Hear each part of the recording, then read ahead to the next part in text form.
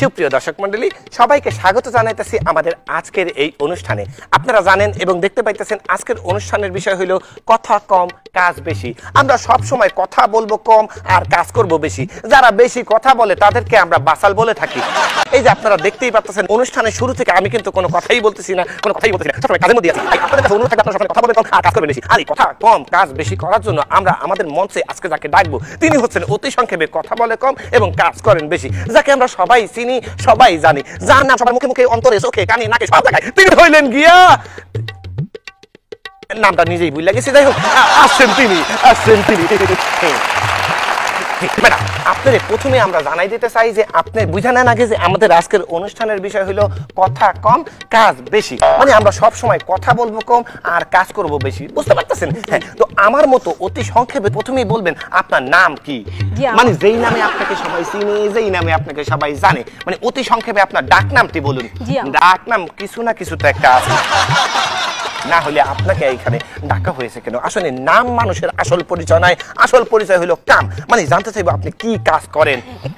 Actually কথা করেন, অতি সংক্ষেপে বলুন। এত কথা বলেন কেন? সংক্ষেপে বলবেন যে আপনি কি কাজ করেন। মানে পড়াশোনা করেন না, নাকি চাকরি বাকরি করেন, নাকি মানে গৃহিণী, নাকি সংসার লইয়া মানে আন্ডি বাতিল মাঝেন? শোনেন, আমি শুনছি, আমি তো শুনতেই আছি। এত শোনার কথা তোমার কারণে এত কানে ছিলে করার দরকার নেই। এখানে অনুষ্ঠানের বিষয় হলো বুঝতেছেন যে কথা কম আর কাজ করতে হবে বেশি। আপনার কাজের বিষয় জানার দরকার নেই, আপনার কাছ থেকে জানতে চাইবো এই যে অনুষ্ঠানের ব্যাপারে। আপনি বলেন যে এই অনুষ্ঠান মানে কমে যাওয়ার অনুষ্ঠান আপনার কাছে কেমন লাগে? আন্ডি বাতিল ভালো লাগে, যদি এই অনুষ্ঠান ভালো না লাগে দর্শক এতদিন ধরে এই অনুষ্ঠানটা দেখো, তারপর যদি বলতেন যে অনুষ্ঠান আপনার কাছে কেমন লাগে, অনেক ভালো লাগে। আপনি আসলে কথা বলেন, আমার মতো একটু চুপচাপ থাকতে পারেন না? কমেডিয়ার প্রসঙ্গ বাদ আপনার কাছ থেকে জানতে চাইবো রাজনৈতিক প্রসঙ্গ।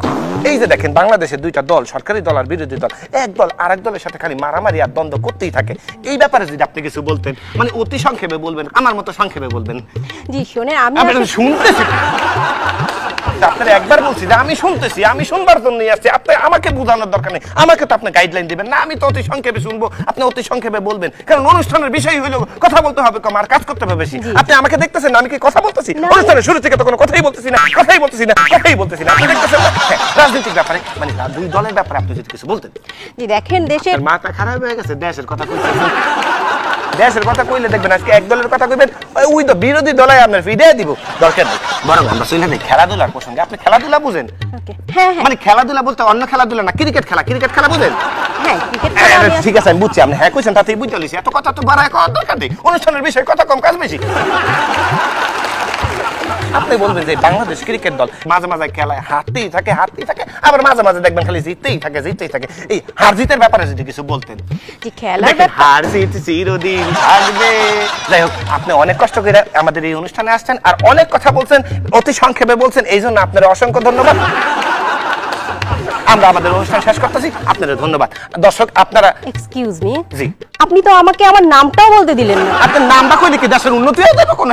এত কথা বলেন কেন? আপনি আমার মতো চুপচাপ থাকতে পারেন না? অনুষ্ঠানের শুরু থেকে আপনি দেখছেন আমি কোনো কথা বলছি আর উনি আইছেন ওনার নাম লইয়া।